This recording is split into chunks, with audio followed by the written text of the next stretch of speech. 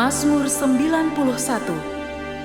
Orang yang duduk dalam lindungan yang maha tinggi dan bermalam dalam naungan yang maha kuasa akan berkata kepada Tuhan, tempat perlindunganku dan kubu pertahananku, Allahku yang kupercayai.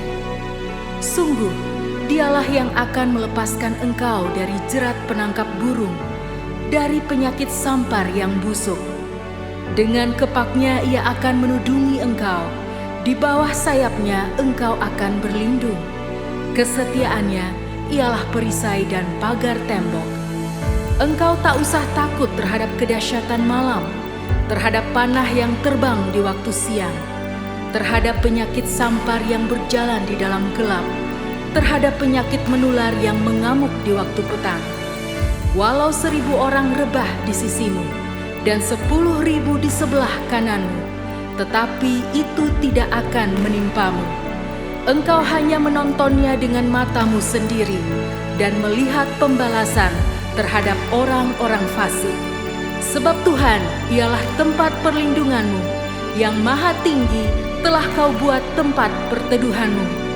Malapetaka tidak akan menimpa kamu, dan tulah tidak akan mendekat kepada kemahmu.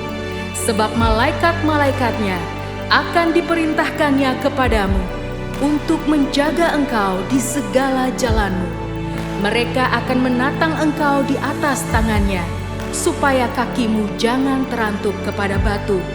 Singa dan ular tedung akan kau langkahi. Engkau akan menginjak anak singa dan ular naga. Sungguh, hatinya melekat kepadaku, maka aku akan meluputkannya. Aku akan membentenginya, sebab ia mengenal namaku. Bila ia berseru kepadaku, aku akan menjawab. Aku akan menyertai dia dalam kesesakan. Aku akan meluputkannya dan memuliakannya. Dengan panjang umur akan kukenyangkan dia, dan akan kuperlihatkan kepadanya keselamatan daripadaku.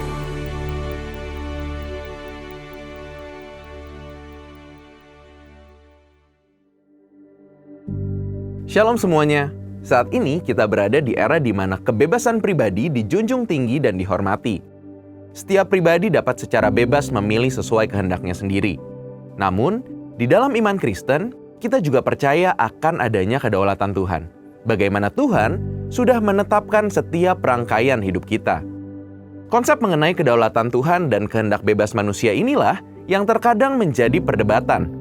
Apakah kedaulatan Tuhan membuat kehendak bebas manusia tidak berarti? Atau, apakah kehendak bebas manusia dapat mengurangi kedaulatan Tuhan? Pada Voice of Pentecost hari ini, kita akan membahas mengenai kedaulatan Tuhan dan kehendak bebas manusia. Di dalam bahasan hari ini, kita akan sama-sama melihat beberapa pertanyaan seputar hal ini. Pertanyaan pertama dan menjadi pertanyaan sentral yang sering ditanyakan adalah, apakah kehendak bebas manusia melawan kedaulatan Tuhan? Pertama-tama, kita harus paham bahwa kehendak bebas manusia adalah pemberian dari Tuhan. Kejadian 1 ayat yang ke-26a berkata, manusia diciptakan sesuai dengan gambar dan rupa Allah. Salah satu bentuk keserupaan tersebut adalah manusia diberikan akal budi untuk berpikir dan menimbang-nimbang setiap keputusannya. Manusia tidak diciptakan seperti robot atau mesin yang hanya beroperasi mengikuti perintah sang operator. Di dalam perjalanan hidup seorang manusia, Banyak pilihan-pilihan yang harus dipilih. Sebagai makhluk berakal budi, manusia dilatih untuk dapat menimbang-nimbang dari segala pilihan yang ada. Inilah yang disebut dengan kehendak bebas. Walaupun manusia diciptakan dengan kemerdekaan dan kehendak bebas atas setiap pilihannya, Tuhan juga mengajar akan hidup bertanggung jawab akan setiap pilihan yang diambil. Hal ini dikarenakan ada konsekuensi dari setiap pilihan yang diambil. Inilah bentuk kedaulatan Tuhan, di mana Ia sebagai pencipta memilih untuk menciptakan manusia dengan kehendak bebas dengan segala konsekuensinya. Ini sekaligus membuktikan bahwa kehendak bebas manusia bukanlah sesuatu yang dapat melunturkan kemahakuasaan dan kedaulatan Tuhan.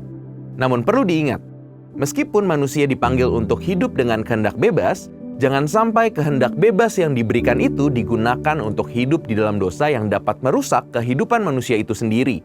Sebaliknya, biarlah kemerdekaan itu dipakai untuk melayani dan berbuat baik atas dasar kasih sesuai dengan kerinduan Tuhan.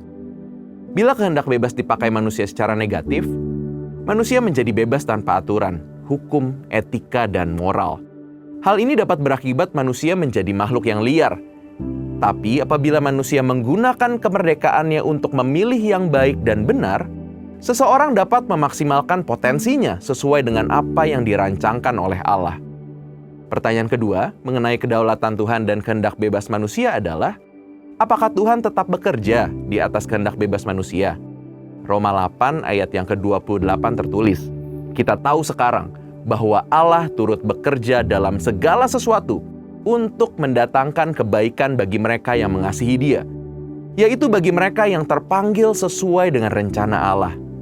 Sesuai dengan ayat tersebut, kita percaya bahwa Allah turut bekerja dalam segala sesuatu. Hal ini termasuk dengan setiap keputusan dan kehendak bebas yang manusia lakukan. Kehendak bebas manusia tidak akan melunturkan atau membatalkan kedaulatan Tuhan, karena Allah juga dapat menunjukkan kedaulatannya lewat kehendak bebas manusia. Tidak ada kisah yang lebih baik untuk menggambarkan hal ini dibandingkan kisah perjalanan hidup Yusuf. Sewaktu semua orang dalam hidupnya melakukan hal yang jahat padanya, namun Allah menggunakan perbuatan-perbuatan jahat tersebut untuk menjadi jalan bagi Allah untuk memelihara sebuah bangsa yang besar. Pertanyaan berikutnya mengenai kedaulatan Tuhan dan kehendak bebas manusia adalah, bagaimana kita dapat menggunakan kehendak bebas dengan baik? Yesus Kristus dalam Yohanes 15 ayat yang ke-7 menyampaikan, "Jikalau kamu tinggal di dalam Aku dan firman-Ku tinggal di dalam kamu, mintalah apa saja yang kamu kehendaki dan kamu akan menerimanya." Bagian kedua dari ayat ini menunjukkan bagaimana Tuhan menghargai kehendak bebas manusia. Namun yang terpenting adalah bagian pertama dari ayat ini, di mana untuk menggunakan kehendak bebasnya, manusia harus tinggal dan hidup selaras di dalam firman Tuhan. Lewat kalimat ini, Tuhan mengajarkan manusia untuk memiliki pengetahuan yang benar tentang Tuhan dan memiliki pengalaman hidup bersama dengan Tuhan. Waktu manusia memiliki pengetahuan yang benar mengenai Tuhan serta pengalaman pribadi dengan Tuhan, dipastikan manusia tersebut akan memiliki kehendak bebas yang sesuai dengan kehendak Tuhan. Biarlah lewat pembahasan hari ini, kita sebagai manusia sadar bahwa hidup kita telah dianugerahi kehendak bebas oleh Tuhan. Maka dari itu, kita harus menggunakan kehendak bebas yang kita punyai secara positif untuk mendatangkan kebaikan bagi banyak orang, serta menjalankan rencana Allah atas hidup kita. Saudara, untuk penjelasan lebih lengkap dari tim teologi kami, silahkan buka link yang ada di atas atau scan QR Code yang tersedia. Tuhan Yesus memberkati.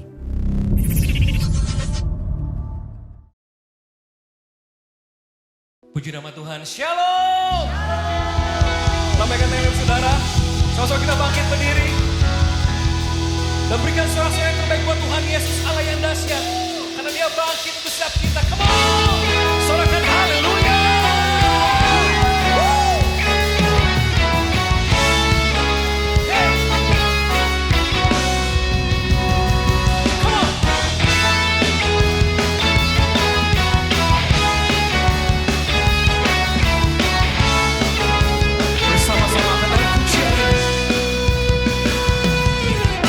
Bangkit, serukan nama Yesus.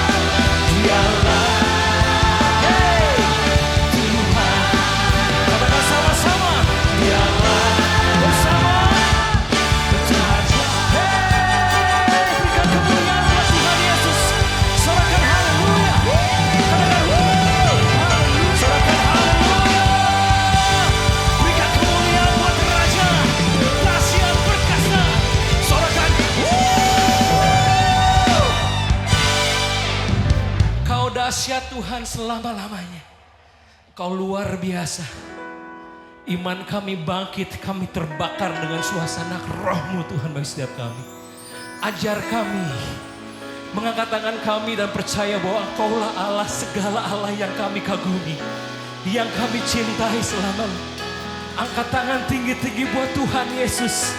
Serahkan kemuliaan, sebab Dia Raja, segala Raja. Haleluya, haleluya, haleluya. Mari kita sembah Dia, saudara. Rumah-rumah mengalami kemuliaan Tuhan. Setiap umat yang berseru memuji Tuhan mengalami kemuliaan Tuhan, mengalami kemenangan demi kemenangan.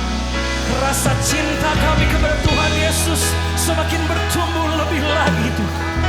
Mencintai Kau dengan hati dan kerinduan kami Tuhan. Oh haleluya. Come on gereja Tuhan, angkat tangan tinggi-tinggi.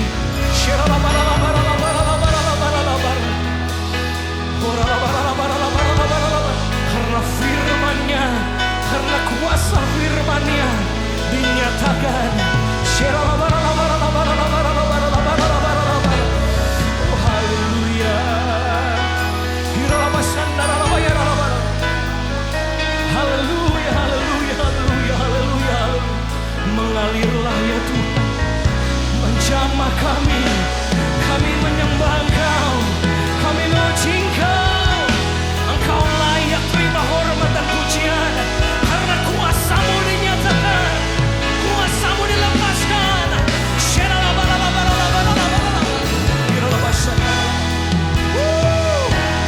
Kami puji, kami mengangkat tangan kami.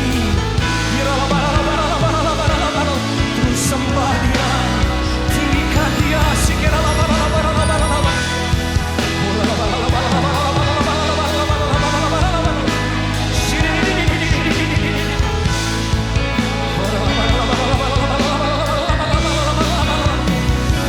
Kau layak Tuhan, Kau layak terima pujian, Kau layak.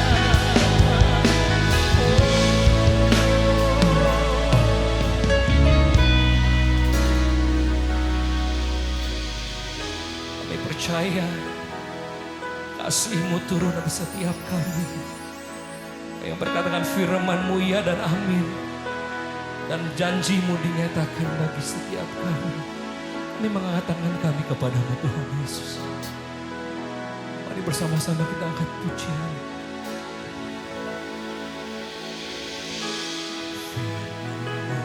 Firman-Mu ya dan amin, janji-Mu menopangku. Kami berjalan Tuhan, berjalan bersama-Mu di setiap musim hidupku. Dari awal katakan pujian, firman ya dan janji-Mu Tuhan.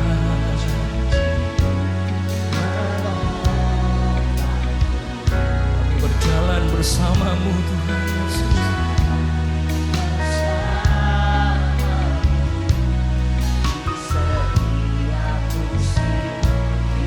Angkat tangan tinggi kepada Tuhan.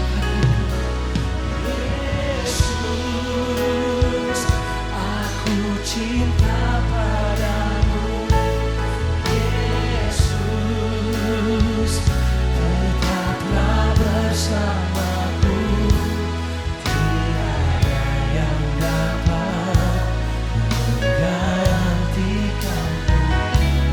Engkaulah jaminan kami. Berikan tepuk tangan buat Tuhan Yesus. Dia layak terima cinta kita. Katakan firman. Ya dan janji-Mu Tuhan.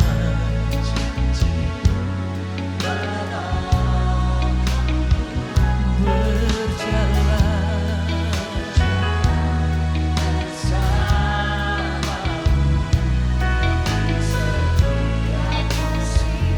kami mengangkat tangan kami bersama-sama, katakan Yesus. Yesus.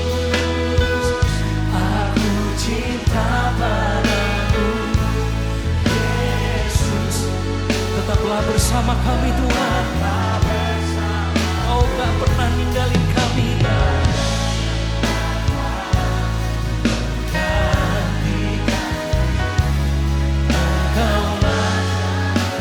Sekali lagi katakan, angkat tangan tinggi-tinggi kepada Tuhan, panggil Yesus, aku cinta padamu.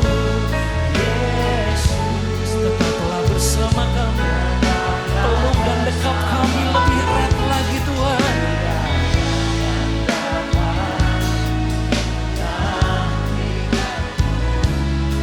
Biarkan segala pujian, mari kita sembah dan bermazmur lagi Tuhan.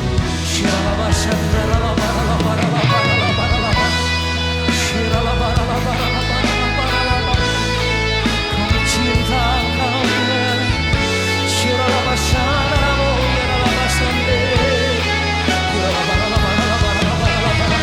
Kami membangun roh kami untuk mendekat kepada Engkau lebih lagi, sehingga cinta kasih-Mu turun atas setiap kami, belas kasihan Tuhan turun atas setiap kami. Terimalah rasa cinta kami, terimalah pujian sebagai rasa cinta kami kepada-Mu.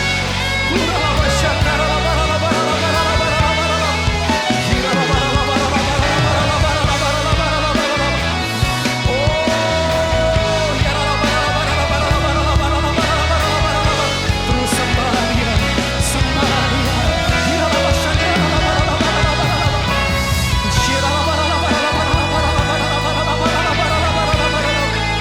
Inilah hati kami Tuhan, inilah kami yang tidak ada apa-apanya, yang rindu mendekat pada Sang Pencipta kami.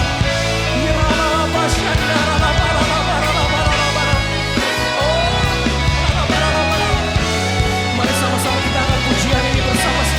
Sama-sama kita angkat tangan tinggi-tinggi kepada Tuhan. Angkat pujian lebih lagi, katakan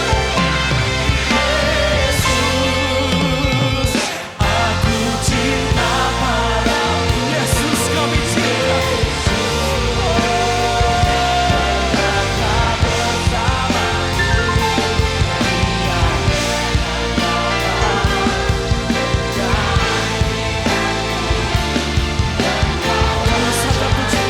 Terus katakan cinta kita kepada Tuhan. Katakan panggil Yesus. Aku cinta padamu.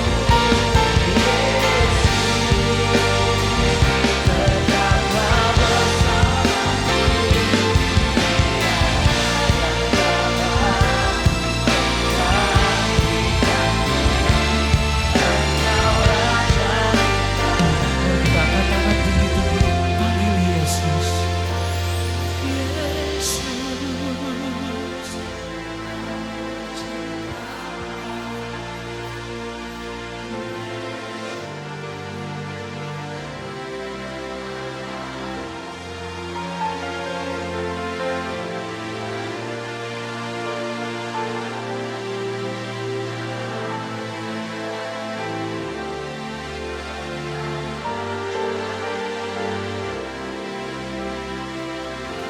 Lebih lagi Yesus.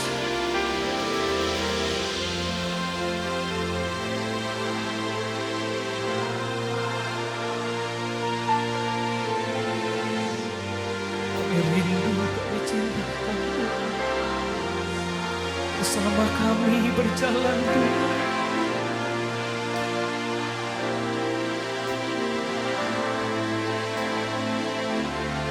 Engkaulah jalan. Sama-sama katakan, panggil Yesus, aku cinta padamu. Yesus,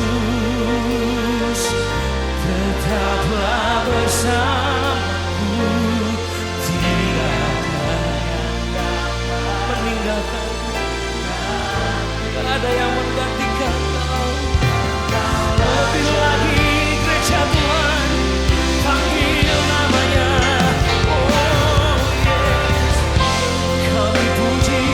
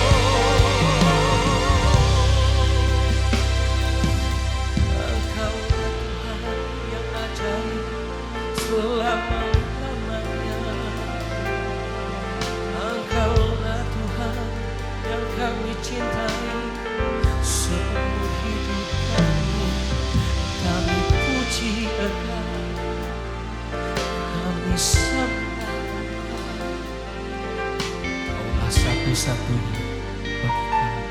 Katakan, satu-satunya yang katakan kepada Tuhan.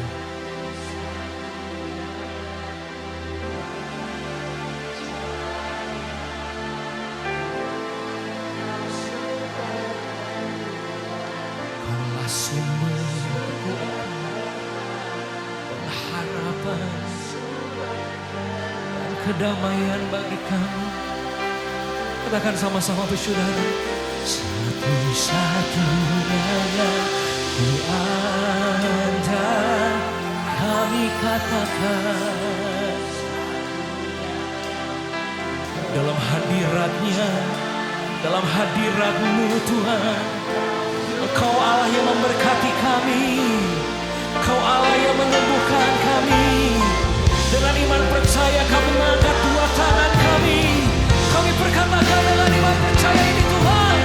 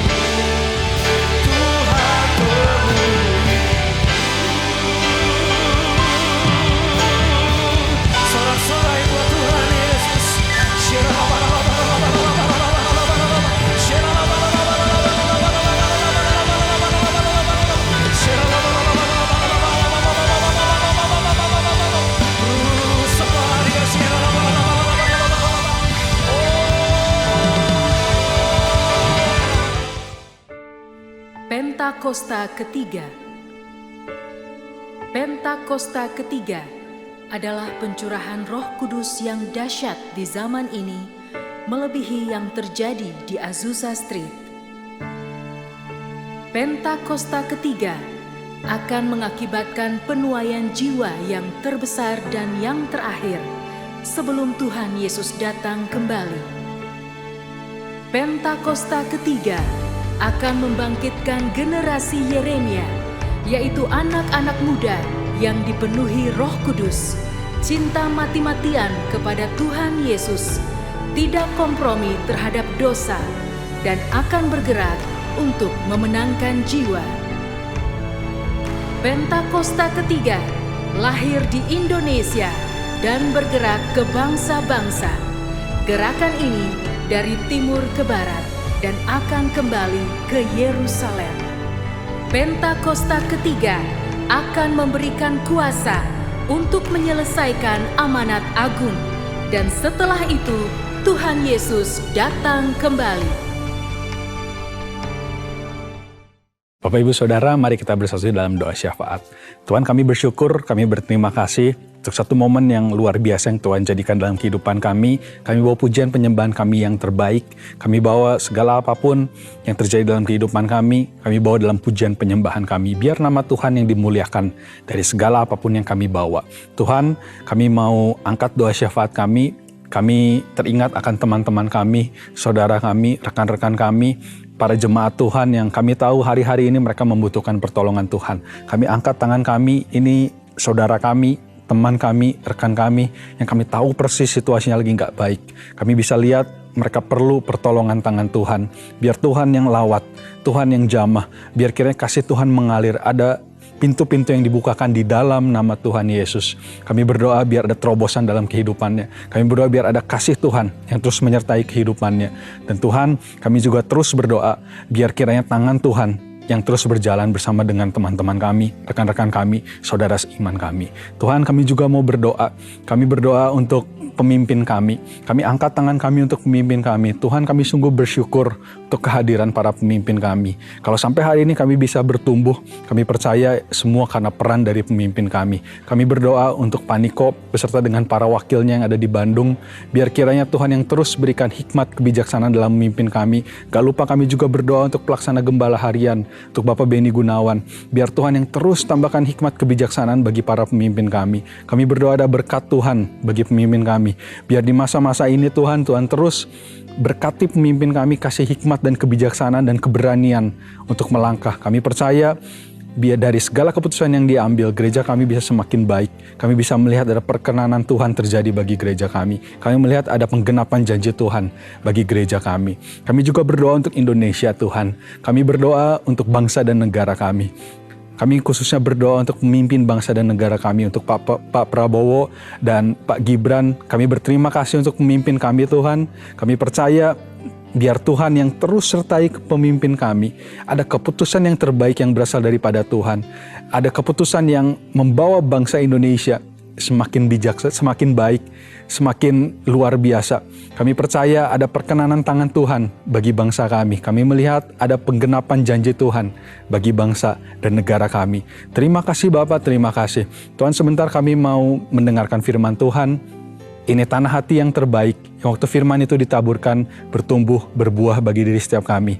Kami berdoa untuk pembicara kami di hari ini, biar Tuhan yang berikan hikmat, kebijaksanaan untuk setiap pesan-pesan yang disampaikan. Sungguh itu bisa menghasilkan buah yang baik bagi kehidupan kami semua. Terima kasih Bapak. Dalam nama Tuhan Yesus kami berdoa dan mengucap syukur. Haleluya. Amin. Shalom saudara semua. Boleh lihat tangan-tangan yang terangkat yang dalam keadaan baik. Saya percaya sekalipun hari ini kurang baik, Tuhan tetap baik dalam kehidupan kita. Amin.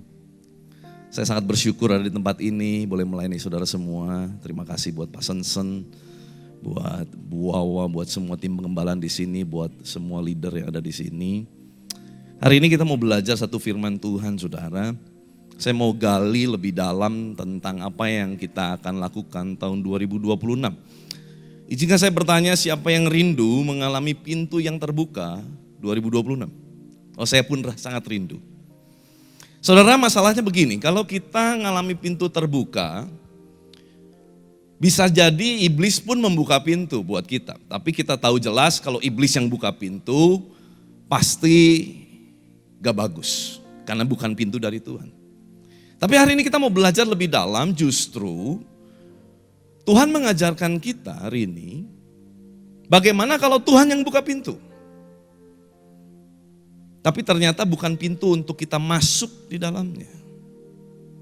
Tuhan membuka pintu, bukan pintu dari iblis. Tuhan buka pintu. Tapi ternyata gak semua pintu harus kita masukin.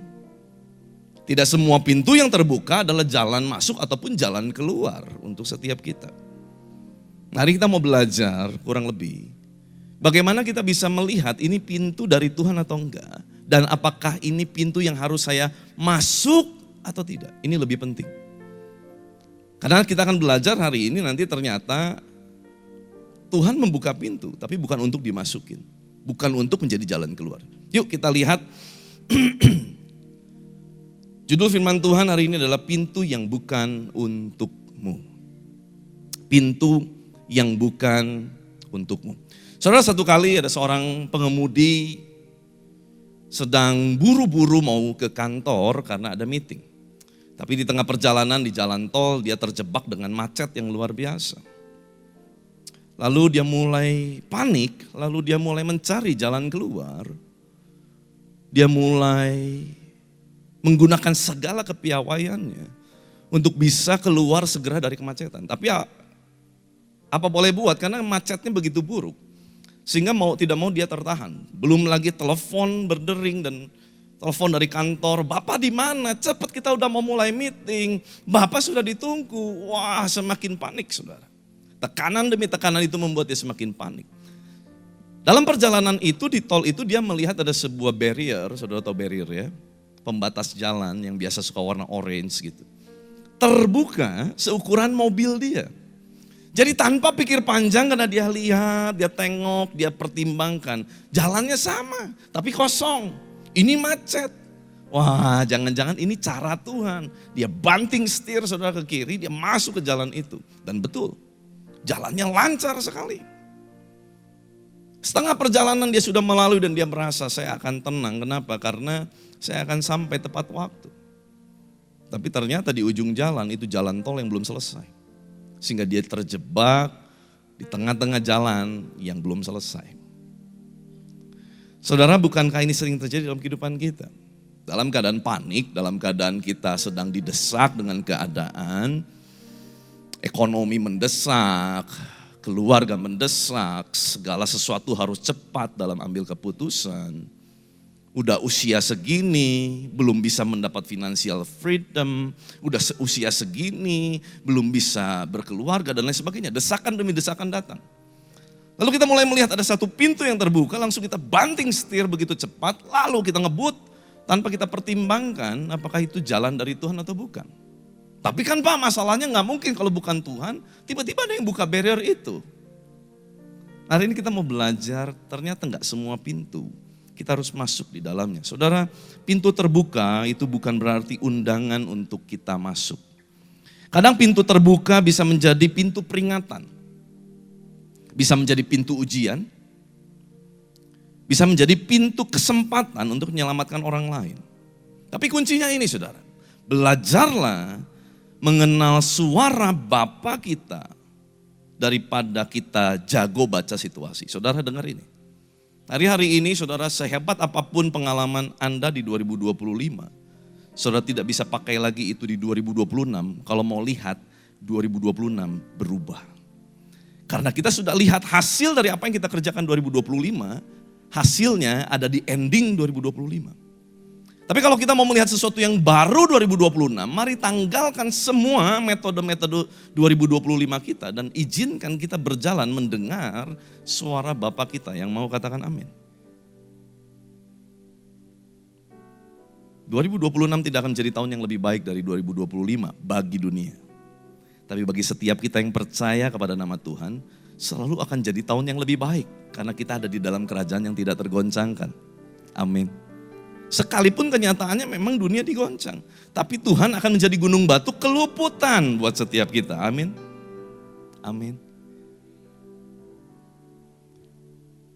Saudara, seorang Pentecostal scholar, seorang commentary on Acts bernama Gordon Fee, dia berkata, Spirit empowered discernment means not assuming that every open door is God's directive. God opens doors to reveal His presence, not always His permission. Wow, this is very nice. Kepekaan rohani yang diberdayakan oleh Roh Kudus tidak berarti menganggap setiap pintu terbuka sebagai perintah Tuhan. Terkadang Tuhan membuka pintu untuk menyatakan kehadirannya, bukan selalu izinnya. Saudara, renungkan sebentar, apakah ada pintu-pintu yang sedang terbuka dalam kehidupan Anda hari-hari ini? Anda sudah berdoa dengan luar biasa dan Anda merasa ini pintu pasti dari Tuhan. Calm down, slow down, jangan terlalu terburu-buru mengambil kesimpulan. Saudara, ada pintu yang Tuhan buka bukan untuk kamu lewati tetapi untuk kamu mengerti apa yang Tuhan sedang kerjakan. Waktu saya baca kitab Kisah Para Rasul, tiba-tiba Tuhan membawa saya untuk membandingkan dua kisah yang berdekatan, hanya jarak 4 pasal. Ada 2 kisah pintu terbuka, tetapi ternyata pintu yang pertama memang adalah pintu dari Tuhan untuk Rasul Petrus keluar melalui pintu itu. Tetapi kisah kedua Tuhan membawa saya belajar di kitab Kisah Para Rasul pasal 16 tentang Tuhan membuka pintu untuk seorang rasul juga bernama Paulus dan Silas. Tapi ternyata pintu itu bukan jalan keluar. Saya baca cepat Kisah Rasul 12 ayat 6 sampai 10. Ini kisah Petrus. Pintu Tuhan buka dan memang itu pintu yang memang dia harus lalui. Coba kita lihat. Pada malam waktu sebelum Herodes hendak menghadapkan Petrus kepada orang banyak, Petrus tidur di antara 2 orang prajurit. Terbelenggu dengan 2 rantai, selain itu prajurit-prajurit pengawal sedang berkawal di muka pintu. Tiba-tiba berdirilah seorang malaikat Tuhan dekat Petrus dan cahaya bersinar dalam ruang itu. Ini Tuhan. Malaikat itu menepuk Petrus untuk membangunkannya. Katanya, bangunlah segera. Maka gugurlah rantai itu dari tangan Petrus. Lalu kata malaikat itu kepadanya, ikatlah pinggangmu, kenakan sepatumu. Ia pun berbuat demikian. Lalu malaikat itu berkata kepadanya, kenakanlah jubahmu dan ikutlah aku. Lalu ia mengikuti malaikat itu keluar dan ia tidak tahu bahwa apa yang dilakukan malaikat itu sungguh-sungguh terjadi. Sangkanya ia melihat suatu penglihatan setelah mereka melalui tempat kawal pertama dan tempat kawal kedua.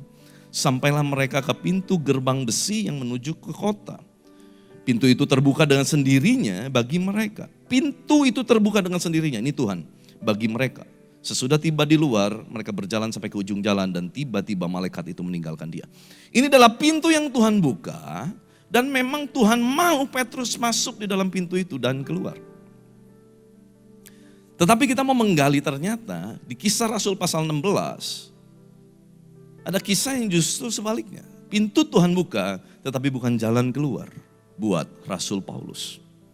Saudara boleh perhatikan saya sebentar ke depan, yang sudah lihat saya boleh katakan yes. Yang sudah lihat saya boleh katakan kasep. Terima kasih pujiannya saudara. Saudara, Kisah Rasul pasal 16 ayat 25 sampai 34, saya cerita buat saudara secara cepat. Begini. Paulus dan Silas lagi nginjil ke kota Filipi. Dalam perjalanan dia di kota Filipi menginjil, dia mulai diganggu dengan seorang perempuan yang terus-terusan ngomong gini, ayo dengerin dia, ayo dengerin dia, ini suara Tuhan. Terus sepanjang jalan diganggu dengan orang ini, perempuan. Di tengah jalan dia sudah tidak tahan karena dia tahu ada another spirit, ada roh jahat yang menguasai perempuan ini. Lalu dia hardik, Paulus menghardik perempuan ini dalam nama Yesus. Intinya dihardik dan keluar roh jahat itu. Nah, yang roh jahat yang ada di dalam perempuan itu adalah roh tenung, roh ramal. Ternyata si perempuan ini adalah budak dari seorang Filipi yang mempunyai penghasilan dari ramal, dari tenung yang dilakukan oleh budaknya ini, si perempuan ini. Jadi begitu roh jahat itu keluar, perempuan ini dimerdekakan, roh tenungnya udah gak ada, udah gak bisa ngeramal. Artinya pendapatan si bosnya hilang. Marahlah si bosnya. Dia cari cara, gimana caranya supaya bisa menghancurkan Paulus ini. Dia mulai menggiring opini, kayak zaman sekarang mulai digiring opini, mulai dibikin cerita. Singkat cerita, orang Filipi semua pada marah.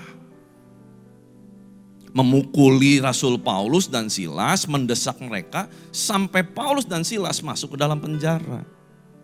Di tengah-tengah keadaan dia di penjara karena Injil Kristus, Paulus dan Silas malam-malam di tengah gelapnya malam dia mulai berdoa dan mulai menyanyikan himne, lagu puji-pujian, lagu penyembahan kepada Tuhan.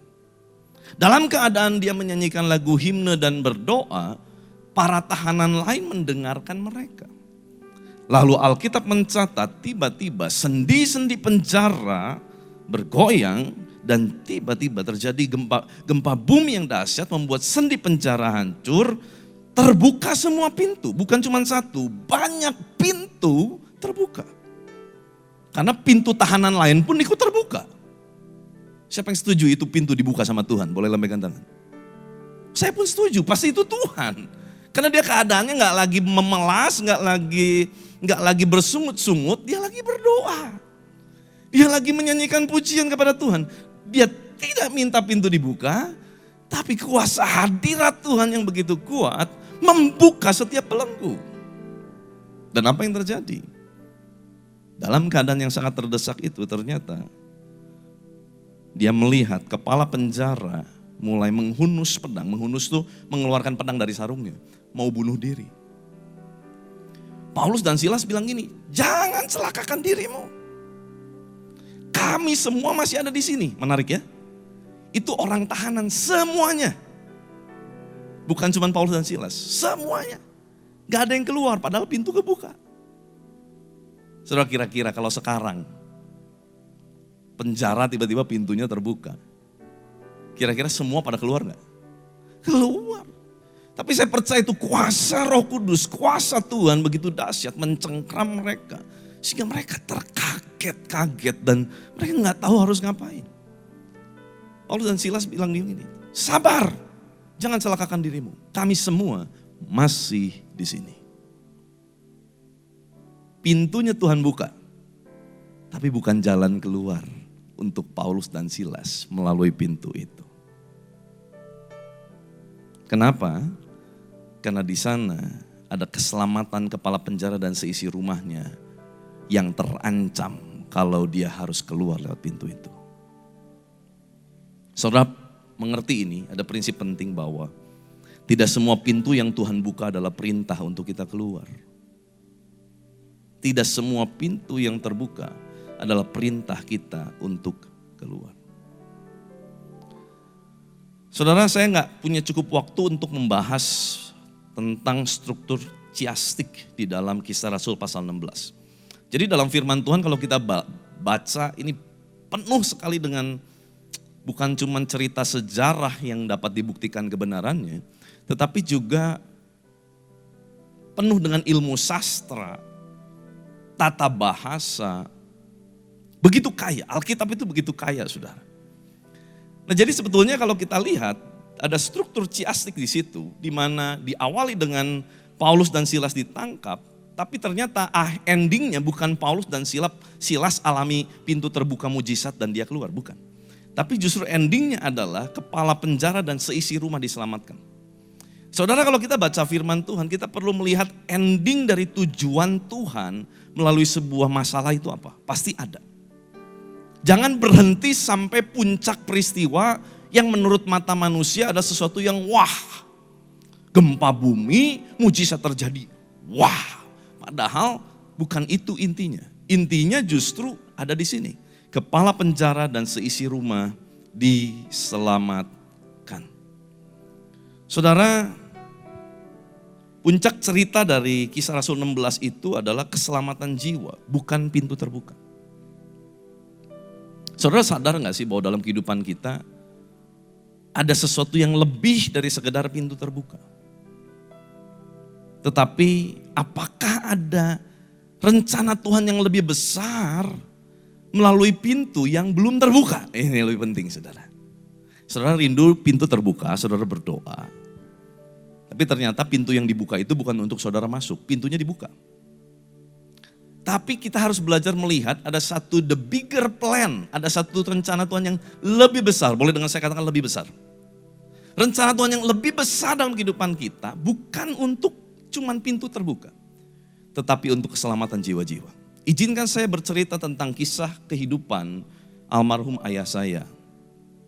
Saudara, sekeluarnya almarhum Pak David dari penjara, tahun 88, Papa itu berdoa begini, Tuhan, saya rindu hidup saya dipulihkan. Saya rindu berbisnis kembali karena dulunya dialah seorang yang bergerak di bidang otomotif dan sangat sukses. Dalam keadaan dia berdoa begitu tahun 88, tiba-tiba ada seseorang, kawan dia berdoa ya saudara ya, dia berdoa minta pintu terbuka dan ternyata ada kawannya membukakan pintu dan saya percaya itu dari Tuhan. Tiba-tiba ditawarkan sama kawannya ini. Modal sebesar 2 miliar tahun 88. Kurang lebih kalau di present value kan dengan harga emas saat itu, saudara ya. Supaya kita punya gambaran berapa yang ditawarkan. Kalau hari ini itu udah ditukar emas terus dicairkan dalam rupiah, itu kurang lebih saudara, 300-400 miliar modal. Buat seorang residivis keluar dari penjara, siapa mau kasih modal? Siapa mau percaya? Tapi waktu itu ditawarkan modal 2 miliar. Bukan cuman itu, dia bilang gini, David, kamu pindah ke Jakarta. Karena dia tahu di Bandung dia udah gagal. Pindahlah ke Jakarta gitu loh.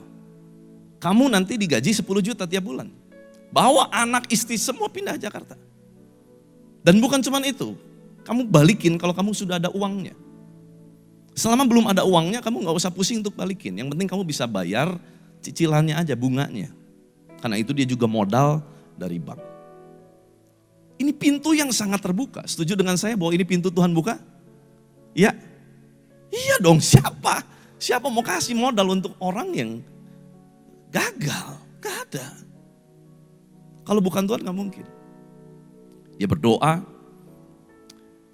Oktober, November, dia doa gini, Tuhan kapan saya jalan? Nah itu kan. Ini pintu udah Tuhan buka nih, perlu modal nih. Udah ada yang kasih, kapan melangkah nih Tuhan? Gitu kan, dia doa. Tuhan tidak bicara. Oktober, November, Desember, tahun berganti. Januari, Februari, Maret 89. Tiba-tiba Tuhan menjawab dengan sebuah lagu. Saudara pasti tahu lagu ini. Saya minta dikunci G. Mataku tertuju padamu. Tahu lagu ini saudara? Nyanyi ya sama-sama ya.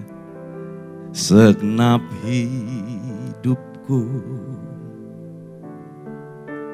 ku serahkan padamu.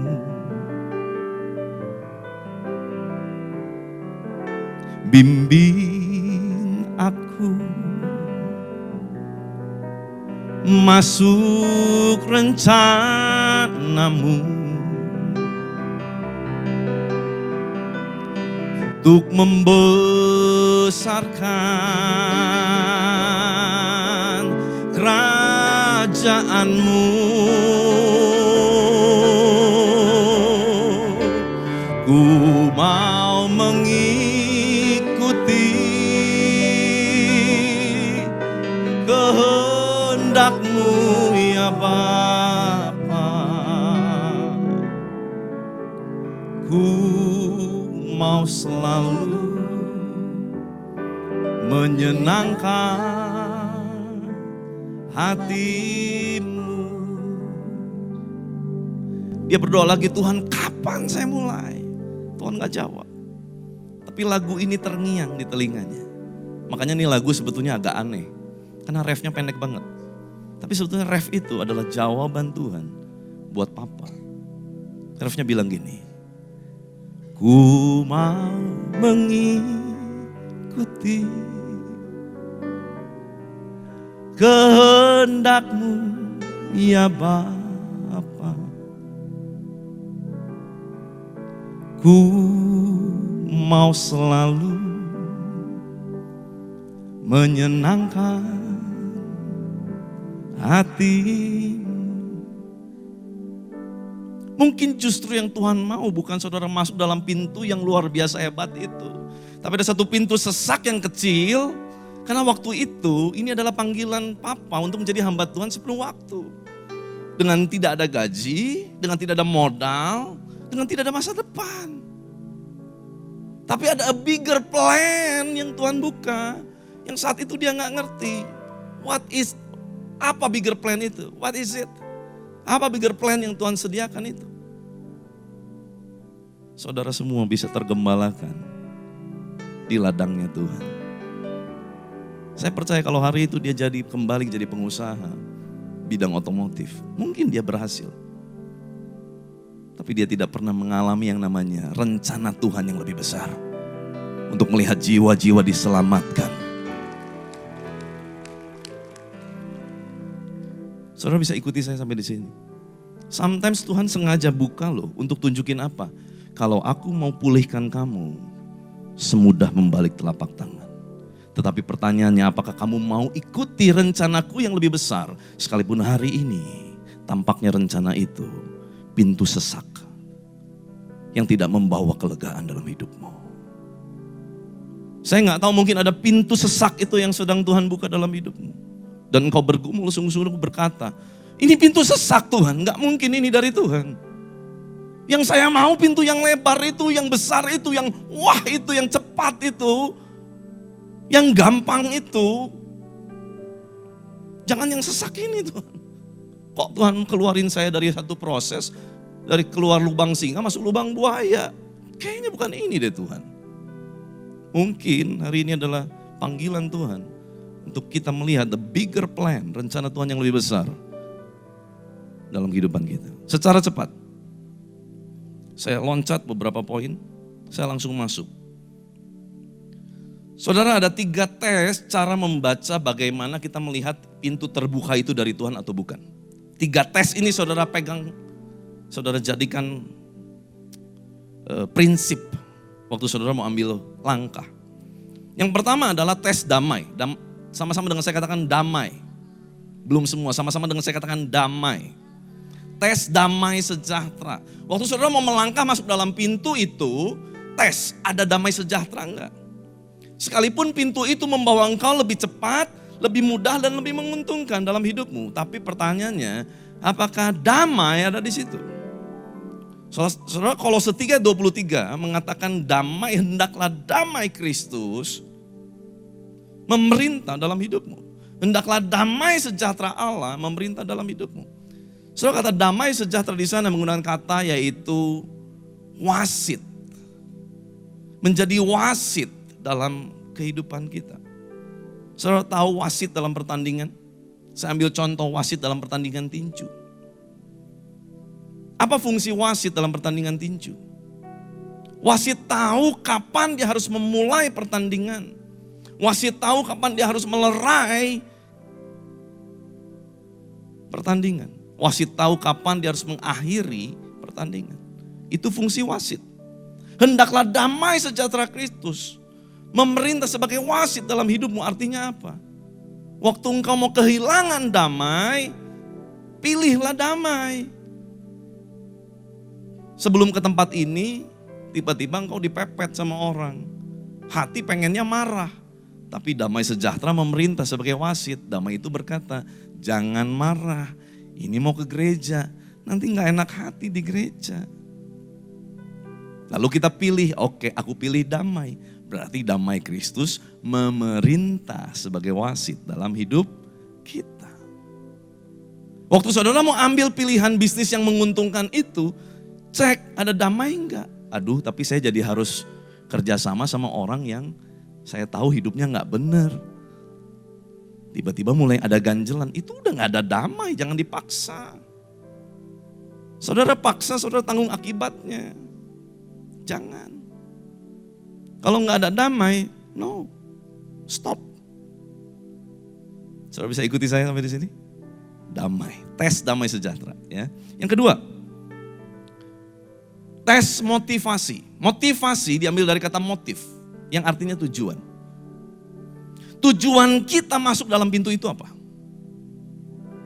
Pertanyaan kuncinya gini, saya melangkah masuk ke dalam pintu itu karena Tuhan bicara, saya dapat rema, dapat firman, atau karena saya ingin lari dari tekanan. Wah, hidup saya udah tertekan banget Pak sama orang ini, bos saya yang ini, aduh cerewetnya Pak, gak tahan. Gak tahan Pak, saya mau keluar nih, kebenaran ada orang nawarin, gajinya sedikit lebih kecil. Ya mungkin ini pintu dari Tuhan, nanti dulu kalau motifnya kita lari dari proses, udah pasti itu bukan pintu Tuhan. Gimana Pak bedain proses sama bukan proses dari Tuhan? Gampang, kalau proses dari Tuhan ada progres. Sama-sama dengan saya katakan proses, belum semua, sama-sama dengan saya katakan proses menghasilkan progres. Proses dari Tuhan pasti ada progres, ada kemajuan. Kalau hidupmu gak ada kemajuan, itu proses bukan dari Tuhan, itu proses dibikin sama diri kita sendiri. Kuncinya itu sederhana. Ya, tes motifnya apa? Karena motivasi menentukan arah. Dan terakhir, Saya undang imam musik semua boleh naik. Tes yang ketiga adalah tes misi Kristus. Ini penting. Karena hidup kita bukan kita lagi, tetapi Kristus dalam kita. Hidupku bukan milikku lagi, tetapi Kristus dalamku. Kok takut ngomongnya? Tapi kan nanti gimana kalau nggak enak? Itu korban. Gimana kalau ternyata kondisi engkau bertahan dalam keadaan yang gak enak ini menjadi korban yang harum di hadapan Tuhan. Korban itu pasti gak enak. Tapi itu Tuhan mau. Karena Tuhan tahu proses mendatangkan progres. Di dalamnya ada misi Kristus enggak? Pertanyaan penentunya gini. Di pintu yang ini yang kita mau masuk, ada jiwa yang Tuhan ingin selamatkan enggak? Kalau cuma nambah kenyamanan, belum tentu dari Tuhan. Tapi kalau menyelamatkan jiwa-jiwa, sangat mungkin itu pintu Tuhan. Kalau gara-gara engkau melakukan bisnis itu, banyak orang jadi akhirnya syak. Dan akhirnya kecewa meninggalkan Tuhan karena bisnis yang kau lakukan, jangan lakukan. Karena engkau sedang menghancurkan jiwa-jiwa. Tetapi kalau karena melakukan itu, banyak jiwa dibawa kepada Kristus, lakukan. Karena ini harusnya hidupan kita. Kita bergereja supaya nama Yesus lebih dimuliakan lewat hidup kita. Karena kita bertumbuh secara rohani. Kita komunitas bukan supaya bergosip dan happy-happy. Tapi supaya hidup kita bertumbuh secara rohani, nama Tuhan dimuliakan. Kita bekerja lewat pekerjaan kita. Banyak orang diselamatkan. Kanan kiri kita diselamatkan. Orang-orang yang gak kenal Tuhan tiba-tiba jadi pengen ikut Tuhan. Salah satu jemaat kami di Everyone Connected, dia minta terobosan, tapi apa yang Tuhan buka? Justru terobosan dimulai dari ini. Seorang yang belum percaya Yesus, teman kerjanya, timnya, karena dia bergerak di properti. Melihat dia bilang, gue pengen ikut ke gereja dong. Kenapa? Karena gue lihat hidup lu beda. Kita sama-sama satu tim, kita tahu tekanan yang kita alami, tapi cara lu melangkah beda. Kayak gue melihat ada sosok yang lain di situ. Itu Yesus menjadi nyata lewat apa yang dikerjakan. Bukankah itu adalah tes misi Kristus? Amin. Ada jiwa yang dimenangkan. Tiba-tiba jiwa ini satu keluarga datang ke gereja. Dia pengen tahu gimana sih gereja. Dia pengen terima Yesus. Hari ini dia udah terima Yesus satu keluarga, saudara, suami istri. Kasih tepuk tangan yang meriah buat Tuhan. Jemaat ini gak nginjil, jemaat ini gak ngomong, percaya Yesus, enggak. Dia melakukan misi Kristus. Dan orang bisa lihat di sana ada Yesus. Amin. Saya tutup dengan ini, pintu terbuka bisa berarti satu, untuk keluar, ya seperti Petrus. Kedua, pintu masuk, ya sesuatu yang baru, lembar baru Tuhan mau buka. Atau yang ketiga, pintu terbuka, biar terbuka, tetapi dia tetap tinggal. Saudara, perhatikan ini. Kenapa? Saudara coba lihat ini. Bayangkan kalau Petrus akhirnya keluar melalui pintu yang terbuka. Bayangkan Paulus dan Silas keluar melalui pintu yang terbuka waktu gempa terjadi. Bayangkan, oke? Gempa terjadi, kepala penjara akhirnya bunuh diri, gitu ya. Ya bisa dong, dia boleh pilih itu kan. Lalu dia keluar lewat pintu itu. Dia bebas? Penyertaan Tuhan? Iya dong, pasti kan? Karena dia di penjara juga bukan karena kesalahan. Karena dia memberitakan Injil. Tapi saudara lihat dampaknya. Tahukah saudara? Sejarah mencatat. Satu keluarga yang diselamatkan dari keluarga kepala penjara, sejarah mencatat. Mereka satu keluarga menjadi cikal bakal. Jadi singkat cerita gini. Akhirnya karena kaget kepala penjara, tapi Paulus bilang, jangan bunuh dirimu, kami masih di sini. Kepala penjara bilang gini, apa yang saya harus lakukan supaya saya selamat? Wow, tiba-tiba ada satu point of view yang berbeda, saya percaya Roh Kudus. Lalu tiba-tiba malam itu, Paulus dan Silas dibawa keluar, dibawa ke rumah kepala penjara, lalu dia memberitakan Injil. Seluruh keluarga kepala penjara memberi diri dibaptis at that night. Malam itu juga, satu keluarga diselamatkan. Gara-gara dia gak ambil pintu yang terbuka. Karena dia tahu itu bukan ada misi Kristus di dalam pintu terbuka. Dia mempertahankan dirinya untuk bertahan sekalipun resikonya, saudara dengar ini, resikonya dia gak bisa keluar lagi dari penjara. Ada resiko itu? Ada. Gimana kalau gempa tidak terjadi kedua kalinya? Bisa? Bisa. Gimana kalau pintu itu tidak terbuka lagi? Bisa? Bisa. Karena kesempatan tidak datang selalu dua kali. Saudara, kita orang dewasa, kita pasti mengerti, kita pasti perhitungkan semua itu. Gimana kalau nanti Tuhan, pintu yang ini gak dibuka lagi? Apakah gue akan menyesal seumur hidup gue? Pastilah kita akan berspekulasi. Gak mungkin Paulus orang pintar tidak punya spekulasi itu. Dia pasti berpikir juga dalam waktu yang singkat. Tapi dia memutus untuk tidak, dia memutus untuk bertahan sekalipun pintu dibuka. Karena dia tahu itu bukan pintu yang harus dia lewati, sekalipun pintu itu dari Tuhan. Satu keluarga kepala penjara diselamatkan. Gak cukup sampai di sana, saudara lihat. Akhir dari kisah. Malam itu, akhirnya mungkin malam entah pagi, Alkitab gak catat, tapi pasti Paulus dan Silas kembali ke penjara. Karena besoknya penatua kota bilang gini, bebaskan Paulus dan Silas. Lalu Paulus bilang begini, memangnya boleh ya membebaskan dan memasukkan orang warga negara Roma seenaknya? Kepala penjara kaget, penatua kota kaget. Ternyata yang mereka urus ini punya warga negara Roma. Karena orang Roma kastanya waktu itu tinggi. Karena Roma itu penjajah dari orang Yahudi. Dipikirnya ini orang Yahudi biasa. Padahal dia punya warga negara Roma. Kaget dia. Dua-duanya lagi punya. Sampai akhirnya apa? Saudara lihat ini. Waktu engkau tidak ambil pintu yang terbuka. Sekalipun dari Tuhan. Tapi engkau melakukan yang tes 3 tadi. Lebih memilih pintu yang 3 tadi sekalipun sempit. Tes misi Kristus, tes damai sejahtera, tes motivasi ada di situ. Dan kau lihat ini semua buat Yesus. Saudara lihat endingnya. Penatua kota datang ke penjara untuk minta maaf sama Paulus. Paulus dan Silas keluar bukan sebagai buronan. Tapi Paulus dan Silas keluar sebagai orang yang diminta keluar dengan sebuah kehormatan. Kalau Paulus waktu itu keluar di pintu itu, pintu waktu gempa terjadi, Paulus keluar, dia akan menjadi orang yang namanya adalah buronan. Karena dia kabur dari penjara, setuju? Tapi karena dia bertahan dan dia melihat misi Kristus ada di situ, satu keluarga kepala penjara diselamatkan, seolah-olah dia melalukan pintu yang terbuka. Tapi ternyata justru pintu yang sesak itu membawa dia kepada kemuliaan. Penatua kota, gak main-main loh. Penatua kota, orang sangat dipandang di kota. Datang untuk minta maaf sama Paulus dan berkata, maafkan kami, tolong keluar. Dia keluar sebagai orang merdeka, bukan sebagai buronan. Dan saudara, apa dampaknya? Dampaknya gereja di kota Filipi bisa didirikan karena pendirinya bukan seorang buronan. Karena pendirinya keluar baik-baik dari penjara. Saudara bisa ikuti firman Tuhan hari ini. Kita gak bisa melihat apa yang kita gak bisa lihat. Tapi Tuhan bisa melihat jauh lebih panjang. Bagian kita lakukan 3 tes tadi. Pintu yang kita masuk dari Tuhan, jalan keluarnya pasti penuh dengan kemuliaan. Kasih tepuk tangan yang meriah buat Tuhan Yesus. Yuk kita sama-sama bangkit berdiri, firman Tuhan selesai. Kita nyanyi lagi dengan kerinduan, kita mau bilang.